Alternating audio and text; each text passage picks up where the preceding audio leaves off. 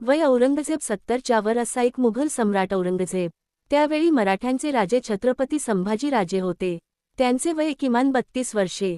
त्या काळी संभाजी राज्यांनी 120 लढाया केल्या, त्यामधून ते एकही लढाई हरले नव्हते। अशा वीर योद्ध्याला पकडणे औरंगजेबला शक्य नव्हते। म्हणूनच औरंगजेब शस्त्र सोबत किमान 4 लाख सैन्य घेऊन तो दख्खनमध्ये उतरला। त्याचे स्वप्न होते की तो काबूलपासून ते दख्खनपर्यंतचे पूर्ण क्षेत्र मुघलांच्या ताब्यात घ्यायचे, पण त्याचे हे स्वप्न पूर्ण झालेच नाही। कारण शिवाजी महाराजांनी असे होऊच दिले नाही आणि म्हणून तो निराश झाला होता। शिवाजी महाराजांचे निधन 50व्या वर्षी झाल्यानंतर संभाजी महाराज छत्रपती झाले। मग औरंगजेबाने निश्चय केला की काही झाला तरी मी मराठ्यांचे हे राज्य त्यांच्याकडून घेऊनच राहील। म्हणून मग त्याने कूटनीतीने मराठ्यांमध्ये फूट पडायला सुरुवात केली आणि यात संभाजी महाराजाचे मेव्हणे गणोजी व कनोजी शिर्के सामील झाले। संभाजी राज्याजवळ 45,000चे सैन्य होते आणि त्यांच्या प्रत्येक हालचालींवर त्याचे मेव्हणे नजर ठेवत होते आणि ती खबर औरंगजेबला सांगत असे। यामुळेच आता संभाजी महाराजाला पकडायची तयारी करून औरंगजेब शस्त्र सोबत किमान 4 लाख सैन्य घेऊन तो दख्खनमध्ये उतरला। कमी सैन्य असल्यामुळे संभाजी राजे हरले आणि औरंगजेबचा एका सरदाराने छत्रपतींना ताब्यात घेतले। संभाजी महाराजचे डोळे फार तेजस्वी होते। त्याने एक नजरही फिरवली तरी समोरचा माणूस घाबरून 2 हात लांब सरकून जायचा। असेच काही त्या सरदारासोबत सुद्धा झाले।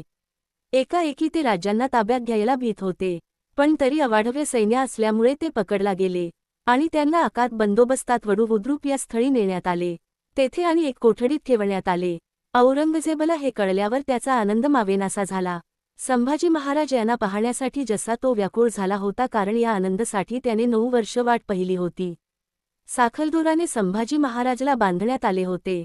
औरंगजेब आपल्या सरदारांसोबत त्या कोठडीत भेटण्यास गेला। तेथे सुद्धा औरंगजेब 10 फूट लांब उभा राहून संभाजी महाराजांशी बोलत होता। तो म्हणाला, संभा, हमें तुम्हारी मराठा सल्तनत चाहिए। कैसे राजा हो तुम संभा, हम तुम्हारे सल्तनत का एक किला जीत न सके। एक सरदार, हुजूर, इन्हें इस्लाम पढ़ने कहो। औरंगजेब, हम संभा को जनते हैं, वो इस्लाम कभी नहीं पढ़ेगा। संभाजी राजे म्हणाले, अरे औरंग्या, आमच्या आबा साहेबांनी हे राज्य उभे केले आहे। या राज्याची 1 इंच जमीन सुद्धा मी तुला देणार नाही। तुला जे करायचे आहे ते तू करून घे। औरंगजेब, हम तुम्हें ऐसे मौत देंगे कि तुम हमारे सामने दया की भीख मांगोगे। संभाजी, मरायला घाबरत नाही मी औरंग्या, तू तो स्वर की औलाद हई। हम तो शेर हई, शेर की तर जीते हई और शेर की तर मरते हई। ज्या जमिनीसाठी तू या वयात एवढ्या आपल्या जीवाचा आटापिटा करतोय न, बघ तुला दिल्लीत तर काय, दिल्लीच्या दूर दूरपर्यंत तुझी कबर खोदायला जागा मिळणार नाही। शेवटी येशील तर तू आमच्याच मातीत। औरंगजेब, बहुत जुबान चलती है इसकी, इसकी जुबान काट दो, लेकिन पहले इसके साथी कवि कुलेश की जुबान काटना। औरंगजेब मनात ऐसे देखकर संभा डर जाएगा और दया की भीख मांगेगा हमारे सामने। कवी कुलेश यांना संभाजी राजासोबतच अटक करण्यात येते आणि त्यांनाही संभाजी राजांच्या सोबतच कोठडीत बंद करण्यात येते। आदेश दिल्यावर 2 जल्लाद थोड्या वेळाने कोठडीत येतात आणि पहिले कवी कुलेशची जीभ सांडशीने ओढण्यात येते। औरंगजेबला कळाल्यावर तो विचारतो संभाजी महाराजाबाबत, पण संभाजी महाराज जसेच तसे असतात। नंतर संभा की जबान काट दो असा आदेश तो देतो। पुन्हा ते 2 जल्लादांना आदेश देण्यात येते, तो संभाजी राजांची जब्बन कापण्याचा, पण असे शूरवीर योद्ध्याला पाहून जल्लादही 2 पावले मागे सरकतात। संभाजी आपला जबडा उघडायला तयार नसतात। त्यांना 4 ते 5 जण पकडून त्यांचा जबडा उघडून त्यांची ही जीभ काढण्यात येते। असेच मग औरंगजेब त्यांचे डोळे काढण्याचा आदेश देतो।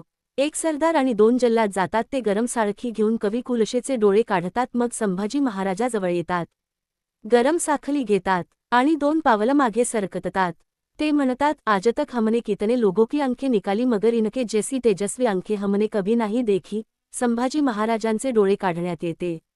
मग त्यांचे वाघनखाने सोलण्यात येते, त्यांचे हात कापण्यात येते, पाय कापण्यात येते, पण ते रेहेमची भीक मागत नाही। नंतर एक सरदार येतो आणि संभाजींची आठवण म्हणून त्यांच्या गळ्यात असलेली आई भवानी मातेची माळ काढण्याचा प्रयत्न करतो, पण संभाजी राजांचा इशारा पाहताच ती तशीच त्यांच्या गळ्यात राहू देतो। एवढे अत्याचार सहन करूनही संभाजी राजे रहेमची भीक मागत नाही आणि ते आपला देह सोडतात व शहीद होतात। आपल्या राष्ट्रासाठी, आपल्या भूमीसाठी, आपल्या जनतेसाठी। हे सगळं कळल्यावर औरंगजेब म्हणतो, या अल्लाह, आपने हमारे जनाने में संभा जैसा बेटा पैदा क्यों नहीं किया। संभाजी राजांच्या शहीद झाल्यानंतर मराठ्यांचा छत्रपती राजाराम यांना बनवण्यात आले। ते संभाजी राजांचे सावत्र भाऊ होते। संभाजीराजे शहीद झाल्यानंतर औरंगजेब 18 वर्ष जगला, पण त्याला मराठा साम्राज्याचा 1 इंच जमिनीचा तुकडाही जिंकता आला नाही. त्याने आपल्या मृत्यूपत्रात हे लिहून ठेवले की संभा शेर का छावा था. हमने उसकी आंखें निकाल ली लेकिन उसने हमारे सामने आंखें नहीं झुकाई. हमने उसके हाथ काट दिए लेकिन उसने हमारे सामने हाथ नहीं फैलाए. हमने उसके पैर काट दिए लेकिन उसने हमारे सामने घुटने नहीं टेके.